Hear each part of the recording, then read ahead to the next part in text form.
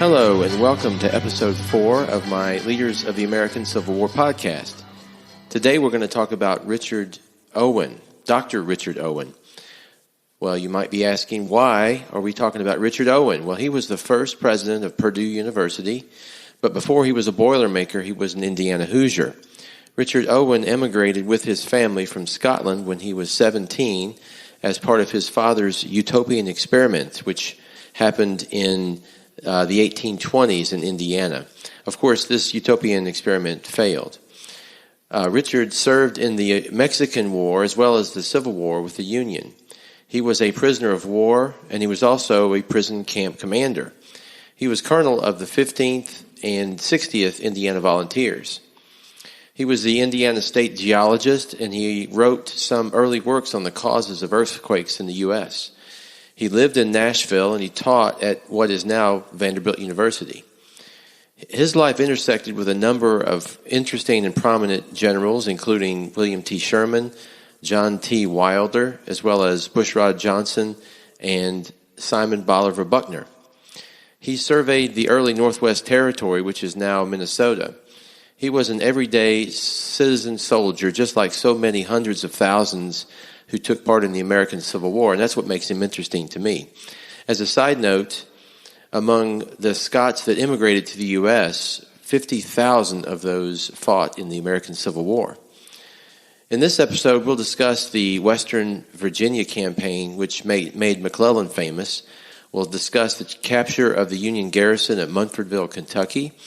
We'll discuss what it is like to be a prisoner, or what it was like to be a prisoner of war in a northern POW camp, and we'll also discuss the Vicksburg campaign as well. Okay, so we're going to fast forward to Richard Owen's time with the 15th Indiana Regiment. As soon as war broke out, Governor Morton of Indiana offered Dr. Richard Owen the rank of lieutenant colonel in the 15th Indiana Volunteers. He accepted, and his regiment was among the earliest units to experience fighting in June of 1861. Owen and his 15th participated in the battles of Rich Mountain and Greenbriers, Western Virginia. Shortly afterwards, he confronted Robert E. Lee at Cheat Mountain, and they pushed the Confederates completely out of West Virginia. Owen did well enough in handling his men in these engagements that Governor Morton promoted him to full colonel.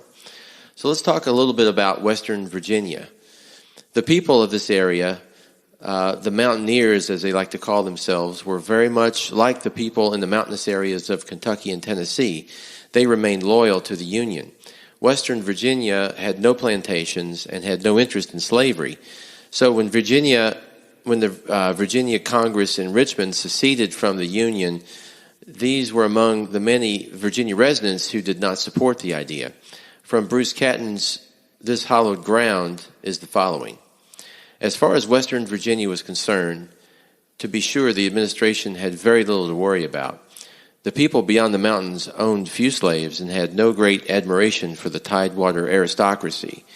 And Virginia has hardly seceded from the Union when they began casting about for a means to secede from Virginia. For the moment, Washington needed to do nothing about them except indicate approval and stand by to lend a helping hand when necessary. So on April the 17th, 1861, the Virginia State Convention in Richmond declared secession. Nearly all the delegates from counties in west of the Allegheny Mountains voted against secession, and most of the people and officials in the area refused any direction from a secessionist government. On the 20th of June, a convention of Western Virginia delegates met in Wheeling and declared that by acceding to a secession, the officials of the state government in Richmond had forfeited their offices, which were now vacant. The convention then elected replacements for the state offices, creating the restored government in Virginia. This, of course, did not go anywhere with the higher-ups in Richmond. However, the idea of a separate Unionist state breaking away from Virginia was indeed embraced by Lincoln and the U.S. Congress. Therefore, about a year later, the state of West Virginia was formed and added to the Union and became the only modern state to have declared its independence from the Confederacy. Now, led by McClellan and Rosecrans, the 15th Indiana, along with other regiments, and many local Western Virginia volunteers beat back Lee and the Confederates. This essentially freed Unionists in the northwestern counties of Virginia to form a functioning government of their own as a result of the Wheeling Convention, again from Catton's book. In the end, McClellan's troops swept the Confederates off the mountain range and out of the valley that lay beyond it, driving them all back to the main ridge of the Alleghanies. And if their victory was not particularly spectacular, its effects were permanent. The Confederates had lost Western Virginia for good. Creation of the new state of West Virginia would soon follow in due course.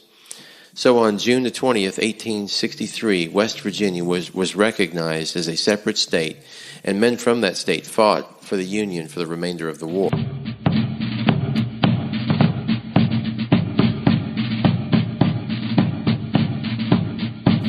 Okay, so at this point, Indiana Governor Morton recalled Owen from Western Virginia and brought him back to Indiana to raise the 60th Indiana Volunteers. He was placed in command of the 60th, and his two sons, Captain Eugene and Lieutenant Horace, both served under their father. At this point, Colonel Owen's most significant service in the Army was rendered as the commanding officer at Camp Morton, a prison camp for Confederate soldiers in Indianapolis, Indiana. But before we get there, let's talk a bit about the capture of Forts Henry and Donelson. In February of 1862, Grant's Union forces captured Forts Henry and Donelson, and one of the 15,000 prisoners captured at Fort Donelson was Confederate General Simon Bolivar Buckner. And of the 15,000 prisoners that were taken at Fort Donelson, 4,000 of them were sent to Colonel Owen at Camp Morton in Indianapolis. Now, as a camp commandant, Owen earned a reputation for kindness and judiciousness at his camp. He wrote regulations that allowed the Confederates to effectively govern themselves. The prison camp regulations that Owen wrote placed much of the disciplinary authority in the hands of the Confederate sergeants. Owen had provided the prisoners with books. He created a prison-staffed bakery and allowed them to form glee clubs, theatrical groups, and sports teams. Owen even created a camp bakery that was staffed by prisoners, and the cost savings gained from the on-site bakery provided additional funds to purchase supplies and food for the prisoners. Despite these privileges, Owen was also a disciplinarian who proved to be a capable and vigilant officer. He strictly enforced the restrictions on mail and visitors, and only a few prisoners made their successful escape. Owen's stated goal was to treat prisoners in such a way, quote, calculated to make them less restless in their confinement and likely, when they returned to their homes, to spread among their friends and acquaintances the news that they had been deceived regarding Northern men, unquote. Many of Camp Morton's prisoners were grateful for the humane treatment they received under Owen's leadership. He also earned the respect of his fellow officers and superiors for the efficient organization of the camp and management of its resources. Also, the citizens of the Hoosier country turned out to be very generous to the bedraggled prisoners that had arrived in the camp, sending wagon loads of food, necessities, and other items, including some luxuries. At the time, very early in the war, no rules existed guiding the treatment of prisoners, so Owen took it upon himself to write up a list of rules under which Camp Morton would operate. This list included 11 rules which concerned the structure of the camp, what would be considered crimes and how they would be punished, provisions for the washing of clothes and quarters, and general rules about life of the average prisoner, including a provision for the creation of a prisoner's fund.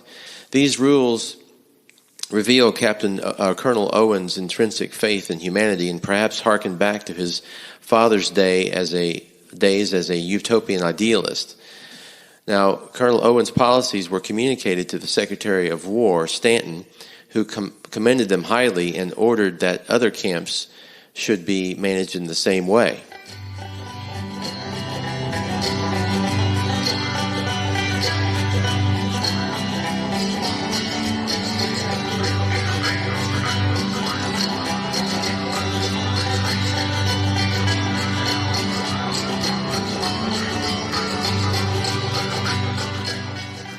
Let's talk about his early life. Richard Dale Owen, the youngest son of Anne Carolyn Dale and Robert Owen, was born on January 6, 1810 in Lancashire, Scotland. Owen's Welsh-born father was a philanthropist and a successful textile manufacturer who became a noted social reformer. Owen's Scottish mother was the daughter of David Dale, a wealthy textile manufacturer, and Richard was one of 8 children. Owen grew up in Braxfield House, the Owen family residence in Scotland, and received his early education from private tutors and at New Lanark grammar schools. He also attended school in Hofwil, Switzerland, where he studied chemistry, physics, and natural sciences, among other subjects. After returning to Scotland, Owen continued his education, specializing in chemistry at the present-day University of Strathclyde in Glasgow. Owen arrived in the United States at 17 and joined his brothers Robert, William, and David in Indiana, where their father had established a utopian experimental community at New Harmony, Indiana in 1825. Now, Richard married young, and tragically in 1828 his wife died, and in the same year his father's utopian experiment in New Harmony failed. After this, Owen traveled for a few years, farmed in Pennsylvania, lived in Cincinnati where he briefly worked in a brewery before returning to New Harmony to operate a flour mill and manage a farm. Then, in 1837, Owen married Anne Eliza Neef in a triple wedding ceremony. Owen's brother David married Anne's sister Caroline, and his brother William married Anne Bolton in the same ceremony. The 3 couples shared the Owen family home at New Harmony for the first 3 years of their married life, along with their brother Robert and his wife Mary Jane, and their sister Jane and her husband as well. Personally, I have no idea how this worked. People at the time must have been much more patient and understanding of each other in the 19th century than we are today.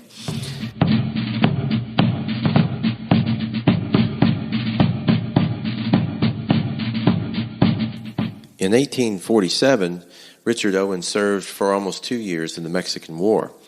Richard Owen's brother, Robert, was in the U.S. Congress, and he used his position to get Richard Owen appointed captain of the 16th U.S. Infantry. And during the war, Owen was stationed in Monterey, overseeing provision trains as a captain. This was in 1847 to 1848. Upon his return from Mexico, he joined his brother David, who was preparing for a survey of the Northwest Territory.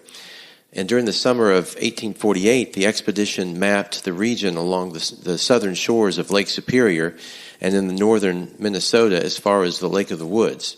Later that year, Owen accepted a professorship at Western Military Institute in Kentucky to teach natural science. He became part owner of the school along with Bushrod Johnson, who would later become a general in the Confederate Army. The college moved to Nashville, where it would eventually become part of Vanderbilt University. Owen also took courses for 2 years in order to receive his M.D. in 1858. With the students, Dr. Owen was very popular, and if it had not been for the Civil War, he might well have become one of the leading educators in the South. However, this descendant of an egalitarian father openly condemned the stratification of the population in the South into master and slave, which amounted to a caste society. To Southern gentlemen and their ladies, he announced, quote, "Talk not of aristocracy, of family, or of wealth in this free country," unquote. To guard against the rupture of the Union, he recommended adjustment in the structure of the body politic to eliminate the grievances which, if left to flourish, might contaminate the whole organism. Quote, "Would we arrest the spark about to consume our countless possessions and perhaps destroy many human lives?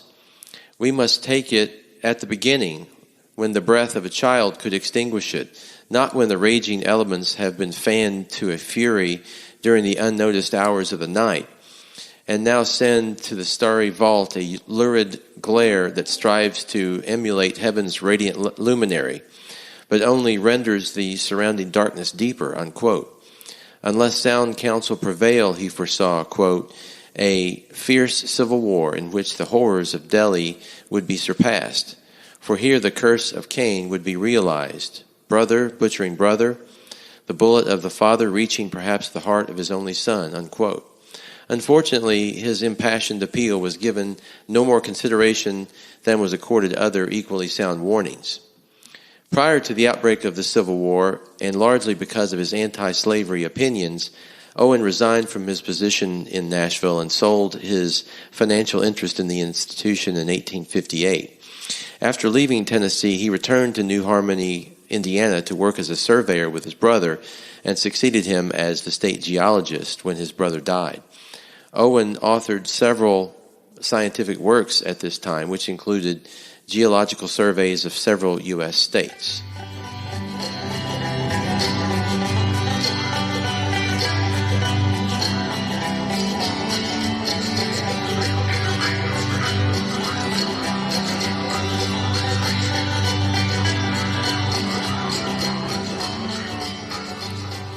Okay, now back to the war in 1862.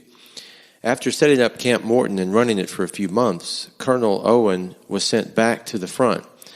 On June 20th of 1862, he and his regiment left Indianapolis for Louisville. From there, they were sent to Munfordville, Kentucky, where they were immediately surrounded by Confederates under General Bragg during his ill-fated campaign to take back Kentucky. Before Owen's troops arrived at Munfordville, though, on Sunday, September 14th, a small detachment of Bragg's Confederates under General Chalmers launched an unauthorized assault on the small Union garrison, which was commanded by John T. Wilder, and it was a failure. Chalmers sent a note to Wilder that night demanding surrender of the Union garrison, but Wilder called his bluff and Chalmers withdrew during the night. The next day, Colonel Richard Owen led his nearly 1,000 reinforcements of the 60th Indiana to Munfordville, expanding the garrison to over 4,000 soldiers. But Bragg did not want to bypass Munfordville because of the key bridge across the Green River that was there, and especially now that his boy Chalmers had been humiliated. So he surrounded the garrison with his entire army and gave Wilder an opportunity to surrender. Wilder's Federals asked Bragg for some time to reconsider. Now, this was the same Colonel Wilder who would, years later, famously purchase Spencer repeating rifles for his brigade in the Tullahoma and Chickamauga campaigns. During the Tullahoma campaign, Wilder's Lightning Brigade, as they would be called, would play a key role seizing Hoover's Gap.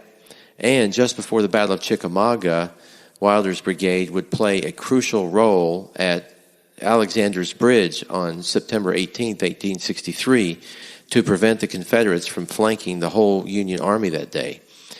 But meanwhile, back at Munfordville, Kentucky, Wilder was now faced with a dicey situation and requested a meeting with his enemy, General Bragg. During this meeting, he asked Bragg to prove that he had an overwhelming force that surrounded the Federals. At this request, Bragg ordered Confederate General Simon Bolivar Buckner to lead Wilder on a tour of the rebel positions. Now, this is the same Simon Bolivar Buckner from Fort Donelson that Grant had captured that we discussed earlier.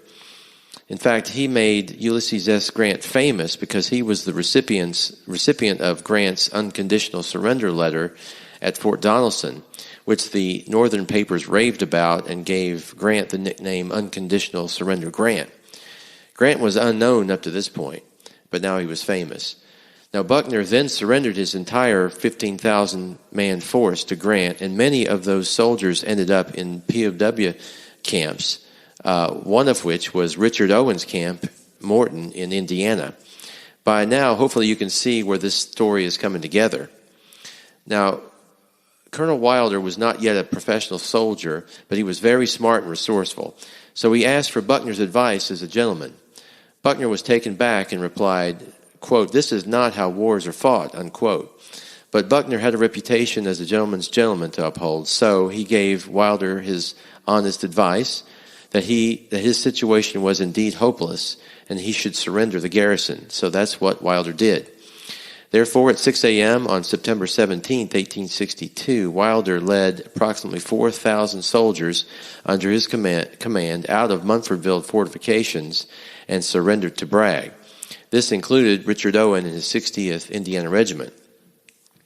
Now, when Colonel Owen was captured, some of his former students from Kentucky Military Institute who were fighting for the Confederacy at first gloated that, quote, "Old Dick and both his boys," unquote, had been caught. But with all their satisfaction, they shielded him from harm, and they rejoiced when General Buckner personally called on Colonel Owen and expressed his appreciation for the kindness that Owen had shown the prisoners at Camp Morton. This was one of those amazing stories that show you never really know how matters might come back around. When the 60th Regiment was paroled, Colonel Owen was given his full liberty and allowed to retain his sidearms. General Bushrod Johnson, who had worked with him at the Institute, called on him, and General Bragg also paid his respects and showed him conspicuous courtesy. Now, Bragg only held his new prize of Munfordville for only 3 days. With his supplies running low and Buell's Army of the Ohio bearing down on him, Bragg renewed his original course of action. On September 20th, 1862, he abandoned Munfordville and moved his army northeast toward Bardstown to carry through with his planned rendezvous with Kirby Smith.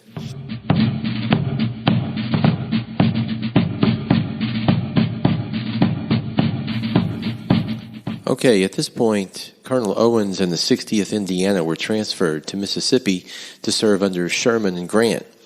During the remainder of 1862 and all of 1863, Colonel Owens' regiment was heavily engaged in the battles of Yazoo Pass, Chickasaw Bayou, Arkansas Post, where his regiment saw quite a bit of loss in terms of wounded and killed, at Port Gibson, Champions Hill, Vicksburg. And soon after the capture of Vicksburg, Owen was promoted to brigade command and was with Sherman at the taking of Jackson, Mississippi. And after this, he was with General Banks. He was dispatched with General Banks to take part in the Red River Campaign. Now, earlier in 1863, Owen's son Horace, who was an adjutant of the brigade, had resigned his commission to return to civilian life in order to care for his mother. Colonel Owen did not want to shift indefinitely the responsibility on his son, which really was his own. And by the end of 1863, Vicksburg and Gettysburg were in Union hands. The back of the South had been badly strained, if not broken, and the prospect of Northern victory seemed assured to Owen. So he resigned his commission and went back to Indiana to look after his wife and to resume his academic career.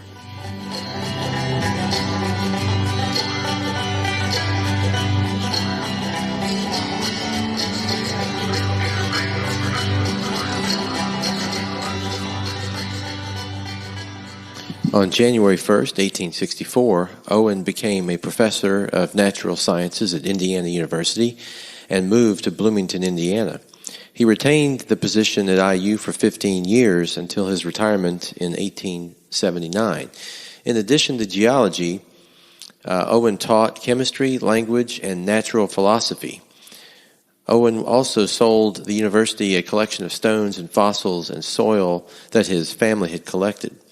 A versatile writer, Owen authored articles for professional journals, popular magazines, and newspapers. In the 1860s, he published geological surveys in New Mexico, Arizona, and North Carolina. His research interests included the causes of earthquakes and their effect on the formation of the planet. He also studied the Earth's magnetic field. But a project of greater interest to him was in the location of the land-grant college provided for by the Morrill Act of 1862.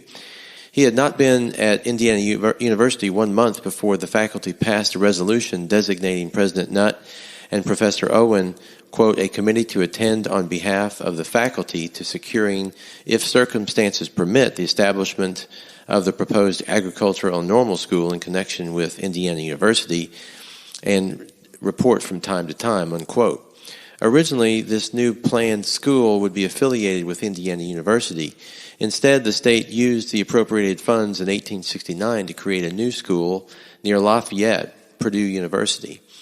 Owen became Purdue's first president in 1862, prior to the establishment of buildings, faculty, and students on the West Lafayette campus. After working with the Board of Trustees to structure and begin the campus work, he resigned the day before the first classes met in 1874. Owen sold Purdue a collection of science books that served as the basis of the university's first library.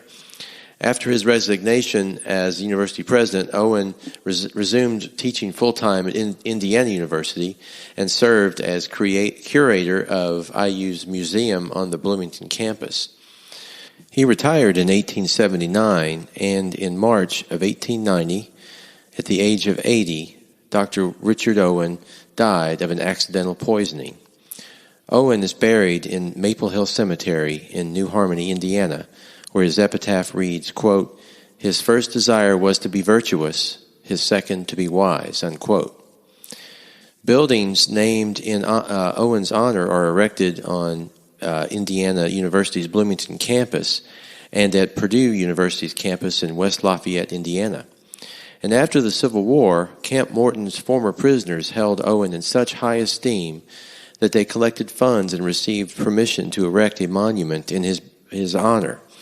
In 1913, a group of Confederate Army veterans, led by the newspaper magnate Sergeant Major Sumner Archibald Cunningham, dedicated a bronze bust of Colonel Owen by Belle Kinney at the Indiana State House in Indianapolis.